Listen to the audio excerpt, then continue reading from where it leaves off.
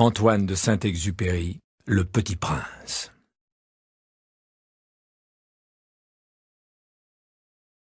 Les hommes, dit le petit prince, ils s'enfournent dans les rapides, mais ils ne savent plus ce qu'ils cherchent.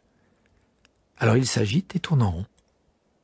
Et il ajouta, c'est pas la peine. Le puits que nous avions atteint ne ressemblait pas au puits saharien. Les puits sahariens sont de simples trous creusés dans le sable. Celui-là ressemblait à un puits de village, mais il n'y avait là aucun village, et je croyais rêver. C'est étrange, dis-je au petit prince. Tout est prêt, la poulie, le seau et la corde. Il rit, toucha la corde, fit jouer la poulie. Et la poulie gémit comme gémit une vieille girouette quand le vent a longtemps dormi.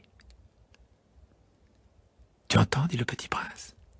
Nous réveillons ce puits et il chante. » Je ne voulais pas qu'il fît un effort. « Laisse-moi faire, lui dis-je, c'est trop lourd pour toi. » Lentement, je hissai le seau jusqu'à la margelle. Je l'y installai bien d'aplomb.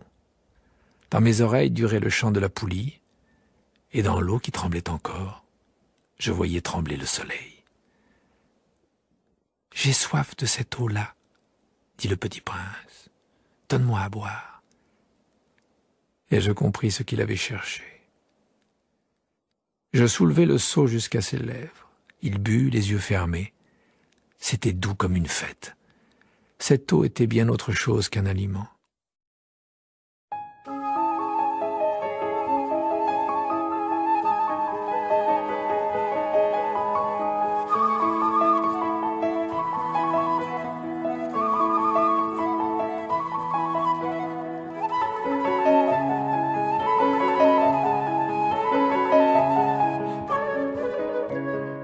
Elle était née de la marche sous les étoiles, du chant de la poulie, de l'effort de mes bras.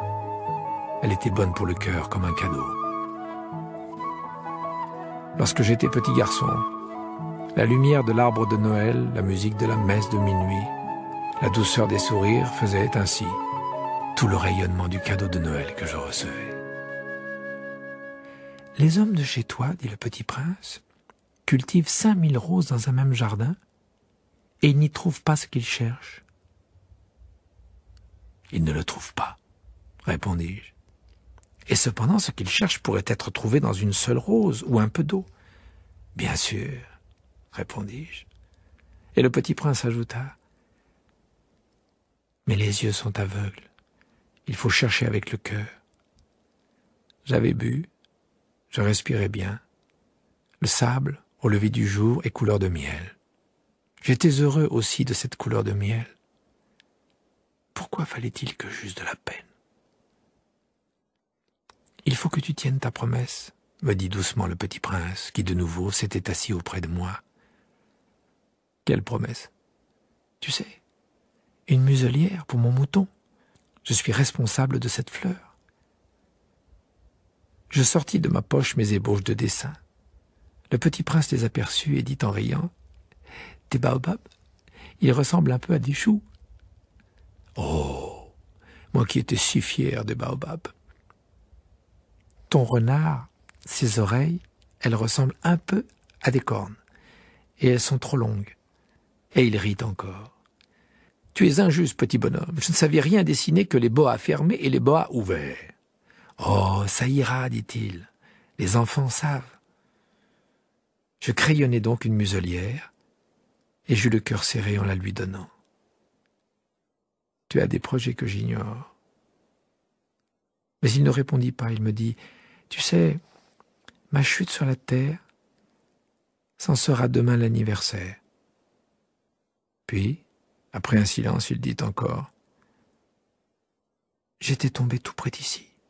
Et il rougit. Et de nouveau, sans comprendre pourquoi, j'éprouvai un chagrin bizarre. Cependant, une question me vint.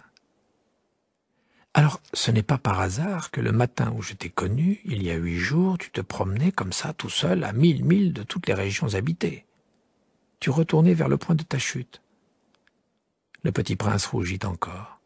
Et j'ajoutai en hésitant, à cause peut-être de l'anniversaire? Le petit prince rougit de nouveau, il ne répondait jamais aux questions. Mais quand on rougit, ça signifie oui, n'est-ce pas? pas, lui dis-je. J'ai peur. Mais il me répondit, tu dois maintenant travailler, tu dois repartir vers ta machine, je t'attends ici. Reviens demain soir. Mais je n'étais pas rassuré. Je me souvenais du renard.